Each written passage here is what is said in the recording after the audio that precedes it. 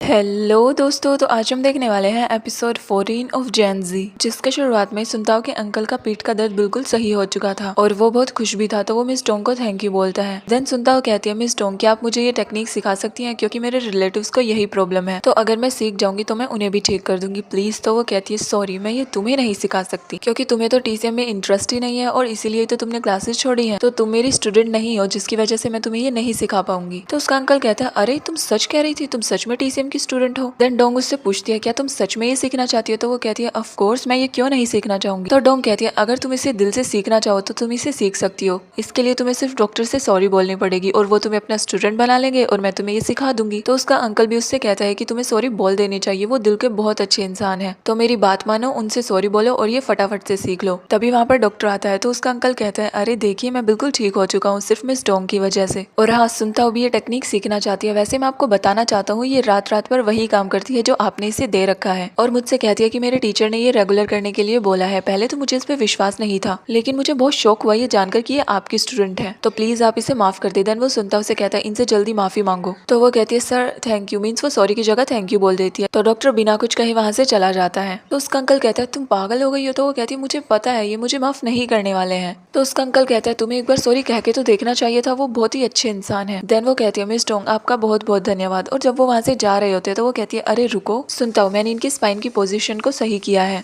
और उस जगह पे पल्सेस पर स्वेलिंग भी आ सकती है, तो तुम्हें एक काम करना है, तुम्हें डेली वहाँ पर मालिश करनी है। ऑल्सो वो उन्हें एक ऑयल भी देती है। तो वो दोनों उसे थैंक यू बोलते हैं और फाइनली वहाँ से चले जाते हैं। नेक्स्ट सीन में हम देखते हैं उस बूढ़ी लेडी को, जिससे डॉक्टर ने कहा था कि तुम्हें नई नई जगह घूमना चाहिए। उसके साथ उसकी डॉटर थी, जो कि बोल रही थी कि मोम आपको पता है ना मैं छुट्टियां लेकर आई हूँ और अब मुझे और छुट्टियां नहीं मिलने वाली है, तो इस ट्रिप के बाद आप भैया को ही लेकर आना, क्योंकि मुझे बार बार छुट्टियां नहीं मिलने वाली है। तो वो कहती है, तुम बार बार मुझे ये क्यों बता रही हो कि तुम छुट्टियां लेकर आई हो, मुझे सब पता है, तुम्हें ये एहसान दिखाने की कोई जरूरत नहीं है, और अगली ट्रिप तक तो क्या पता मैं जिंदा रहूं ही ना, वैसे भी मरने से पहले मैं तुम्हारा ये कर्ज उतार कर जाऊंगी, ओके। तो वो कहती है, मोम आप ऐसी बातें मत करें। नाइट को तब सुनता हूँ मसाज कर रही होती है। तो वो कहती है, क्या मिस टोंग ने ऐसे ही किया था। तो वो कहता है, तुम उनको खुद से कंपेयर मत करो, उन्होंने तो मुझे एक झटके में सही कर दिया था, और हाँ वो तुम्हारे टीचर है तो तुम्हें उनसे सॉरी बोलना चाहिए था, जबकि तुमने उनसे थैंक यू कहा। तुमने देखा नहीं, उन्होंने फीस भी नहीं ली और मेरा इलाज भी कर दिया। तो वो कहती है, इसीलिए तो मैंने उनसे थैंक यू कहा कि उन्होंने फिलहाल मुझसे फीस नहीं ली है, और हाँ मैंने उनसे कह दिया है कि मैं इंस्टॉलमेंट में पैसे दे दूंगी। तो उसका अंकल कहता है, तुम बिल्कुल पागल हो, तुम्हें उनसे सॉरी बोलनी चाहिए और ये टेक्निक सीखनी चाहिए। ऑल्सो उनके स्टूडेंट बनने के बाद वो तुमसे पैसे भी नहीं लेंगे। नेक्स्ट सीन में हम देखते हैं जियांगशु और शोमैंग को। तभी वहाँ पर जियांगशु की मोम आती है और बताती है कि मुझे टाइल्स तो मिल गई है, लेकिन मैं श्योर नहीं हूँ कि ये 300 साल पुरानी ही है, क्योंकि जिस घर से मैं लाई हूँ उन्होंने अपना घर रिनोवेट करवा लिया है। देन वो वही टाइल्स दिखाती है। तभी वहाँ पर रेंटियन आता है। तो वो पूछती है, क्या तुम्हें लगता है ये 300 साल पुरानी है। तो रेंटियन उन्हें देखकर मना कर देता है। तो वो कहती है, कोई बात नहीं, मैं हार नहीं मानूंगी, इस बार नहीं मिली तो अगली बार तो जरूर ही मिल जाएगी। तो वही लेडी उसे रिकमेंडेशन देने लग जाती है कि तुम्हें यहाँ पर जाना चाहिए, यहाँ पर जाना चाहिए। तो उसे थैंक यू बोलती है। तभी वहाँ पर लीक्वान आता है और कहता है, रेंटियन सुनता अभी खतरे में है। देन उन्हें कोई वीडियो दिखाने लग जाता है। उसी साइड हम देखते हैं सुनताओ को, जो कि घुटने टेक कर बैठी हुई थी, और एक लेडी उससे कह रही थी कि मुझे वो पार्सल रिसीव ही नहीं हुआ है, और पुलिस उससे बोल रही थी कि प्लीज मैम आप एक बार अपने घर में चेक कीजिए, लेकिन वो लेडी मानने को तैयार ही नहीं थी। देन सुनताओ कहती है, मैम प्लीज एक बार आप अपने घर में चेक कर लीजिए, क्योंकि वो ऑर्डर यहीं पर डिलीवर हुआ था। तो वो लेडी कहती है, तुम्हें क्या लगता है वो रिंग मैंने लिया है। ऐसा बिल्कुल भी नहीं है, वो यहाँ पर आई नहीं तो मैं कैसे ले सकती हूँ। मुझे तो लगता है तुमने ही वो रिंग घुमाई है, ये सारी गलती इस डिलीवरी गर्ल की है, इसने उस रिंग को गलत जगह डिलीवर क्यों किया। उसी साइड हम देखते हैं डॉक्टर को, जो कि रेंटियन से वो वीडियो दिखाने के लिए बोलता है। तो रेंटियन उसे दिखा रहा होता है। तो डॉक्टर कहते हैं, वैसे तो ये अपने मन में बहुत बनती है और वैसे ये घुटने टेक कर बैठी है। देन डॉक्टर उससे रिंग की कीमत पूछता है। तो रेंटियन कहता है, अभी मुझे कुछ नहीं पता। देन वो चेक करके बताता है 30,000 युआन,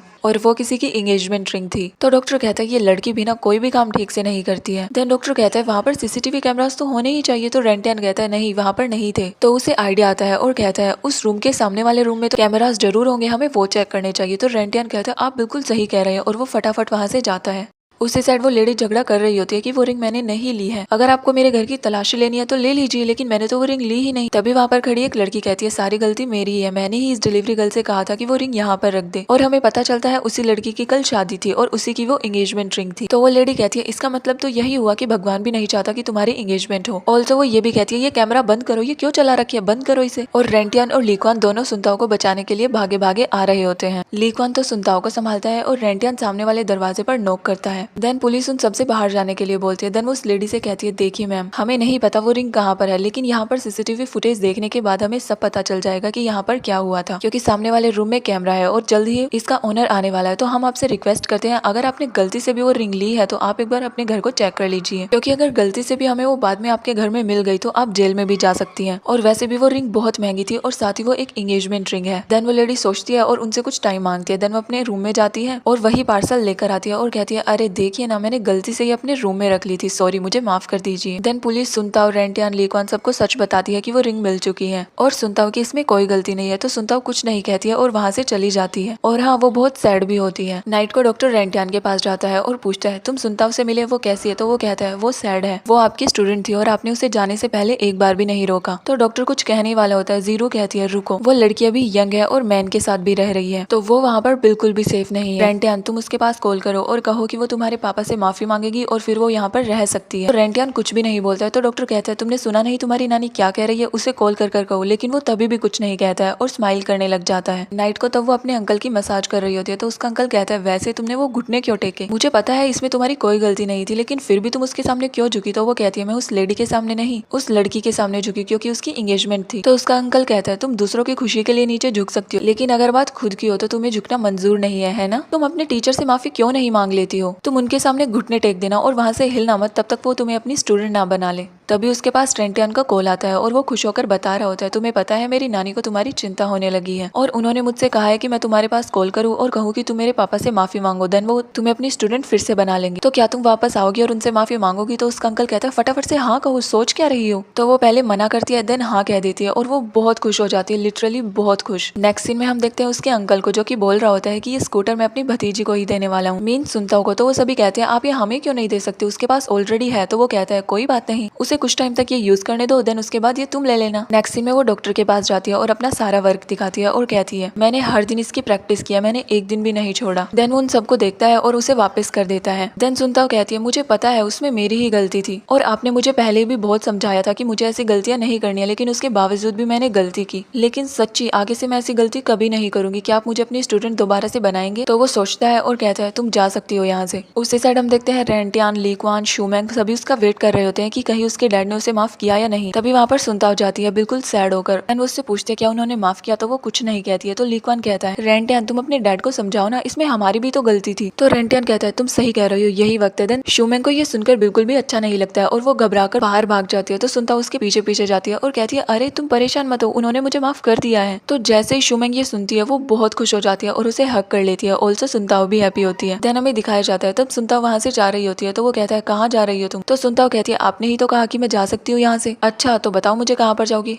और कहाँ? अपने घर ही तो जाऊंगी। तो वो कहता है, अपने रूम में जाओ, चेंज करो और पढ़ने के लिए फटाफट आओ, क्योंकि तुमने बहुत सारी क्लासेस मिस कर दी है। तो ये सुनकर वो सरप्राइज हो जाती है और कहती है, सच्ची आपने मुझे माफ कर दिया है? तो वो कहता है, लेकिन इसके लिए कुछ शर्तें होंगी। तो वो कहती है, मुझे सारी मंजूर है। देन वो एक एक करके बता रहा होता है कि तुम डेली एक लेसन याद करोगी, अपना होमवर्क टाइम पे करोगी, शरारतें नहीं करोगी, क्लासरूम को साफ करोगी। तो वो बिना सुने हाँ हाँ हाँ हाँ मैं ये सब करूंगी एंड या वो बहुत खुश होती है। तो रेंटियान कहता है, ये नहीं सुधरेगी। नेक्स्ट सीन में वो सभी स्टूडेंट्स फॉरेस्ट में जाते हैं टीसीएम सीखने के लिए और जड़ी बूटियां इकट्ठी करने के लिए। ऑल्सो वहाँ पर एक नया टीचर आया हुआ था, मिस्टर क्यू, जो कि उन्हें प्लांट्स, फार्मिंग इन सब के बारे में बता रहा होता है। देन डॉक्टर कहता है, चलो तुम्हारे लिए एक कंपटीशन रखते हैं, तुम सभी को जंगल में जाके अच्छी अच्छी हर्ब्स वगैरह चुनकर लानी है, जो कि हम दवाइयाँ बनाने में, बीमारियां ठीक करने में यूज करते हैं। और हाँ, इसमें एक पॉइंट और रहेगा, जो जड़ी बूटियां तुम लेकर आओगे उससे तुम अपनी मनपसंद डिश बना सकते हो। तो जौन सी डिश तुम्हें पसंद है उसके हिसाब से ही तुम जड़ी बूटियां या फल वगैरह लेकर आना, ओके? देन मिस्टर क्यू कहता है, एक बात और, जो जड़ी बूटी तुम लेकर आओगे उसके तुम्हें फायदे, नुकसान और उससे रिलेटेड कोई पोयम बतानी होगी, ओके? तो ये सुनकर वो सभी शॉक्ड हो जाते हैं और कहती है, ये कौन सी बात हुई? तो वो कहता है, यही करना है तुम्हें। तो सुनता हूँ मिस्टर क्यू को पटाने की कोशिश करती है ताकि वो उसे पोयम की कोई लाइन बता दे, लेकिन रेंटियान उसे खींच के लाता है और कहता है, हे तुम चीटिंग मत करो, ओके? देन वो फटाफट से जंगल में जाते हैं, अलग अलग जड़ी बूटियां ढूंढने लग जाते हैं। सब अपने काम में बिजी होते हैं, लेकिन सुनता हूँ वो कभी किसी की टोकरी उठाती है, कभी किसी की टोकरी उठाती है। लाइक वो लीक्वान की टोकरी उठाकर भागने लग जाती है, लीक्वान उसे वापस लेता है और वो वहाँ पर भी शरारतें करना बंद नहीं करती है और वो सभी काम भी करते हैं और साथ साथ मजे भी। देन तब वो सभी अपना खाना बना रहे होते हैं, वहाँ पर डॉक्टर और मिस्टर क्यू आते हैं। देन डॉक्टर सुनताओ को गुल्लक देता है और उसके बारे में बताने लग जाता है कि ये इनके पूर्वजों की है, हमने गाँव में फ्री में इलाज किया, तब उन्होंने हमें ये एज अ गिफ्ट दी। तो सुनताओ कहती है, लेकिन इसमें तो सिर्फ हम पैसे डाल सकते हैं, निकालेंगे कहाँ से? नेक्स्ट सीन में सभी का खाना बनकर तैयार था और सभी एक एक करके अपनी डिश के बारे में बता रहे होते हैं, उसमें क्या क्या यूज हुआ, क्या क्या एडवांटेजेस हैं वगैरह वगैरह। देन सभी एक एक करके बता देते हैं। एंड फाइनली बारी आती है सुनताओ की, और सुनताओ ने लोटस प्लांट से कुछ बनाया हुआ था। देन वो उसके बारे में कुछ लाइन बताने लग जाती है, बट उसने वो हाथ पर लिखी हुई थी, उसके बावजूद भी वो कुछ गलत बता देती है। तो लीक्वन कहता है तुमने अभी भी गलत बताया। तो वो कहती है तुमने सही क्यों नहीं बताया फिर मुझे, और वो डॉक्टर को भी दिखाती है, देखिए इसमें जो लिखा था ना मैंने वही बताया। तो डॉक्टर हंसने लग जाता है और कहता है अच्छा ये सब छोड़ो, ये बताओ जो तुमने बनाया इसके फायदे क्या क्या है। देन मिस्टर क्यू खुद ही उन्हें समझाने लग जाता है कि लोटस के प्लांट के, सीड के, लीव्स के क्या क्या फायदे होते हैं और कहाँ कहाँ हम उन्हें यूज कर सकते हैं। और वो सभी कहना स्टार्ट करते हैं। नाइट को हम देखते हैं शुमेंग डॉक्टर और मिस्टर क्यू को फ्लावर्स देती है और कहती है हैप्पी टीचर्स डे। तो ये सुनकर डॉक्टर खुश हो जाता है, ऑल्सो थैंक यू भी बोलता है। देन वो सुनताओ के पास जाता है और कहता है देखो ये कैसा है। तो वो कहती है अच्छा है। तो डॉक्टर कहता है मैंने ये एक्सपेक्ट किया था कि तुम मुझसे हैप्पी टीचर्स डे कहोगी, अभी भी टाइम है, तुम मुझसे कह सकती हो। तो वो कहती है लेकिन मैं क्यों कहूँ, क्योंकि इससे मन की फीलिंग्स पता चलती है और तुम टीचर की कितनी रिस्पेक्ट करते हो ये भी। तो वो कहती है फिर तो मैं नहीं कहूंगी, क्योंकि मैं आज ही आपकी रिस्पेक्ट थोड़ी ना करूंगी, मैं तो डेली आपकी रिस्पेक्ट करती हूँ। तो वो कहता है तुम्हें तो बल्कि मुझे सुबह सुबह उठते ही सबसे पहले टीचर्स डे विश करना चाहिए था। और हाँ, आज का दिन ऐसा होता है जिसमें तुम टीचर से अपनी मन की बातें खुल के कर सकते हो। तो क्या तुम अभी भी मुझसे कुछ नहीं कहना चाहती। तो वो कहती है हाँ कहना तो चाहती हूँ, ये बताओ आपने मिस सॉन्ग से सॉरी बोला या नहीं। तो वो कहता है किसके लिए, सुबह सुबह मैंने आप दोनों को झगड़ते हुए देखा था, वो आपसे मुफलर लेने के लिए बोल रही थी, लेकिन आपने कहा मैं कोई बच्चा थोड़ी ना हूँ जिसे ठंड लग जाएगी। और इसी बात से मिस सॉन्ग नाराज हो गई थी और उनका फेस बिल्कुल मुरझा गया था, लेकिन आपको तो उनकी कोई परवाह ही नहीं है, आपको अभी उनसे सॉरी बोलना चाहिए। तो वो कहता है अच्छा तो ये है तुम्हारी मन की बात, तुम तो रहने ही दो। तो सुनताओ कहती है देखो अभी भी आप नहीं मान रहे हैं है ना, वो हमेशा आपकी कितनी केयर करती है, लेकिन आपको